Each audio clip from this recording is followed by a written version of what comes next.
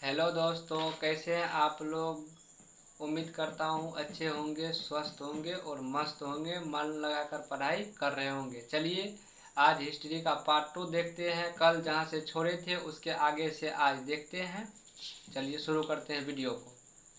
अतीत का अध्ययन इतिहास कहलाता है। कल हमने बताया था कि इतिहास, इति मतलब बीती या हास मतलब कहानी, बीते हुए कहानी को इतिहास कहते हैं या अतीत का अध्ययन ही इतिहास कहलाता है। दोनों ही सही है।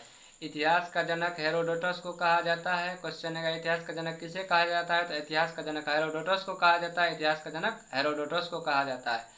मानव जाति का पालना अफ्रीका महादेश को कहते हैं। मानव जाति का पालना अफ्रीका महादेश को कहते हैं, यानी हमारा जो पूर्वज जो था वो पूर्वज कहाँ से शुरू हुआ, तो अफ्रीका महादेश हुआ, अफ्रीका से शुरू हुआ, अफ्रीका से। क्वेश्चन आएगा कि मानव जाति का पालना किसे कहते हैं, तो अफ्रीका महादेश को कहते हैं। क्वेश्चन आएगा मानव जाति का पालना किसे कहते हैं, तो अफ्रीका महादेश को कहते हैं। जबकि सभ्यता का पालना एशिया महादेश को कहते हैं। सभ्यता का पालना एशिया महादेश को कहते हैं। जैसे सिंधु सभ्यता हो गया, ये सब सभ्यता सभ्यता पहले कहाँ शुरू हुआ, तो एशिया महादेश से शुरू हुआ है सभ्यता। तो क्वेश्चन है सभ्यता का पालना किसे कहा जाता है, तो एशिया महादेश को कहा जाता है। सभ्यता का पालना सबसे पहले कहाँ शुरू हुआ, तो एशिया महादेश में सबसे पहले शुरू हुआ सभ्यता का पालना। ठीक। अब इतिहास को तीन खंडों में बांटते हैं। तीन खंडों में कल बताए थे। सबसे पहले प्राक ऐतिहासिक, उसके बाद आदि ऐतिहासिक, उसके बाद ऐतिहासिक। आज चलते हैं प्राक ऐतिहासिक के बारे में जानते हैं, प्री हिस्टोरिक पीरियड्स के बारे में जानते हैं। चलिए शुरू करते हैं। इतिहास का वह समय जिसमें मानव लिखना पढ़ना नहीं जानता था, जिसकी जानकारी हमें पुरातात्विक साक्ष्य से मिली है। यानी कि इसके अंतर्गत हम पाषाण काल को रखते हैं। इतिहास का वह समय जिसमें मानव लिखना पढ़ना नहीं जानता था, यानी कि उस समय मानव दलित दर था। सिर्फ खाने के अलावा और कुछ खाने के अलावा उसमें कुछ एबे नहीं करता था मानव को। सिर्फ ये है प्राक ऐतिहासिक में जो है मानव को खाने के अलावा कुछ और एबे नहीं करता था। इसकी जानकारी हमें पुरातात्विक साक्ष्य से मिली है, यानी कि पुरानी वस्तुएं से हम यह अनुभव किए हैं कि उस समय मानव को कुछ नहीं आता था सिर्फ खाने के अलावा। ये हम अनुभव किए हैं। इसके अंतर्गत हम पाषाण काल को रखते हैं। तो चलिए प्राक ऐतिहासिक फिर से एक बार देखते हैं। इतिहास का वह समय जिसमें मानव को लिखना पढ़ना नहीं जानता था, मानव लिखना पढ़ना नहीं जानता था। इसकी जानकारी हमें पुरातात्विक साक्ष्य से मिली है। इसके अंतर्गत हम पाषाण काल को रखते हैं। चलिए पाषाण काल के बारे में देखते हैं, यानी स्टोन एज। अब चलिए पाषाण काल को देखते हैं। ठीक। पाषाण काल स्टोन एज वह समय जब मानव पत्थर के औजारों एवं हथियारों का उपयोग करता था, पाषाण काल कहलाता है। वह समय जब मानव पत्थर औजार और हथियार का उपयोग करता था, पाषाण काल कहलाता है। पाषाण काल के समय मानव क्या करता था, पत्थर औजार और हथियार का उपयोग करता था। इस समय इतना सीख गया था मानव पाषाण काल में। प्राक ऐतिहासिक का पहला हिस्सा पाषाण काल, दूसरा मध्य पाषाण काल, तीसरा नव पाषाण काल, चौथा ताम्र पाषाण काल। तो पाषाण काल में मानव पत्थर और औजार का उपयोग करना चल प्रारंभ कर दिया था और हथियार का उपयोग कर रहा था। तो यह पाषाण काल हुआ। वह समय जब मानव पत्थर औजार और एवं हथियार का उपयोग करता था, पाषाण काल कहलाता है। तो क्वेश्चन है पाषाण काल में मानव क्या क्या करता था, तो पाषाण काल में मानव पत्थर औजार और हथियार का उपयोग करता था। पाषाण काल में मानव पत्थर औजार और हथियार का उपयोग करना जानता था। यह क्वेश्चन पूछेगा।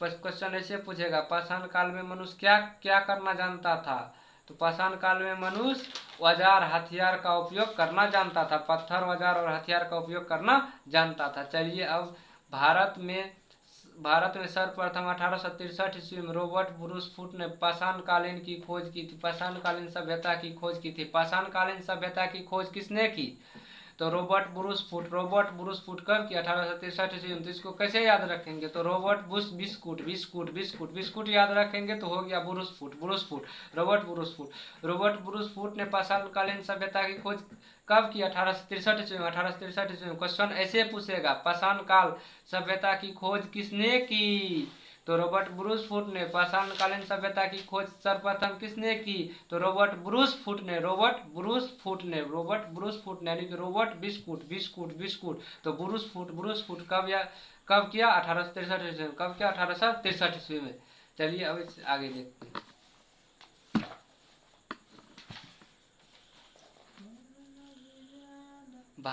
भारत का पुरातात्विक पिता अलेक्जेंडर कनिंघम को कहा जाता है। भारत का पुरातात्विक पिता अलेक्जेंडर कनिंघम को कहा जाता है। क्वेश्चन है, भारत का पुरातात्विक पिता किसे कहा जाता है? अलेक्जेंडर कनिंघम को कहा जाता है। अलेक्जेंडर कनिंघम को कहा जाता है। कनिंघम को, अलेक्जेंडर कनिंघम को कहा जाता है भारत का पुरातात्विक पिता। सर अलेक्जेंडर कनिंघम को। कनिंघम को क्या कहा जाता है? सर अलेक्जेंडर कनिंघम को क्या कहा जाता है? भारत का पुरातात्विक पिता। पुरातात्विक पिता, पुरातात्विक पिता।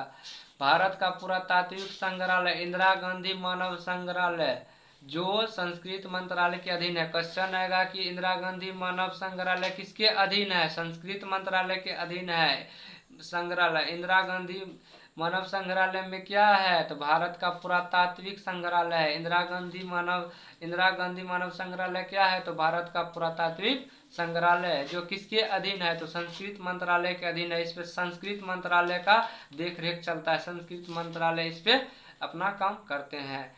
जैसे ये पुराना वस्तुएं जो है वह इसी संग्रहालय में रखा गया, इंदिरा गांधी मानव संग्रहालय में रखा गया है। ठीक, अब चलिए, मिलने वाले धातु के आधार पर नामकरण सर्वप्रथम किसने किया? क्रिश्चियन थॉमसन ने किया। क्रिश्चियन थॉमसन ने किया। मिलने वाले धातु के आधार पर नामकरण सबसे पहले किसने किया?